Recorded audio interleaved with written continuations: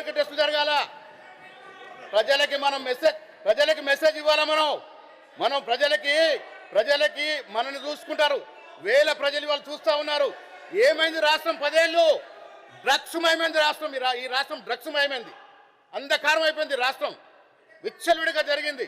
దాన్ని 2 ఏళ్ళుగా అధ్యక్ష అతి క్లిష్టమైనటువంటి నిర్ణయాలు తీసుకొని 2 ఏళ్ళుగా డ్రగ్స్ని కంట్రోల్ చేస్తూ ఉన్నది మా ప్రభుత్వం. ముఖ్యమంత్రి రేవంత్ రెడ్డి గారు నిర్దిష్టంగా దీన్ని సూచనలు ఇస్తూ ఒక టీంని ఏర్పాటు చేసి డ్రగ్స్ని కంట్రోల్ చేసే ప్రయత్నం చేస్తూ ఉన్నాం అధ్యక్ష.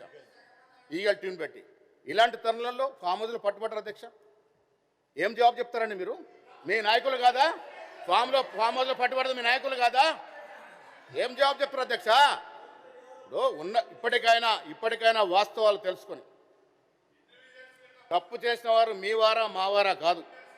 చట్టం అందరికీ సమానమే. చట్టరీత్యా చర్యలు తీసుకోవాలా, ముందుకు రావాలా. వైట్ పేపర్ ఇవ్వాల్సిన అవసరం ఉంది అధ్యక్ష. మనం అందరం ఇవ్వాలా. ప్రజలు చిన్నపిల్లలు చూస్తూ ఉన్నారు అధ్యక్ష.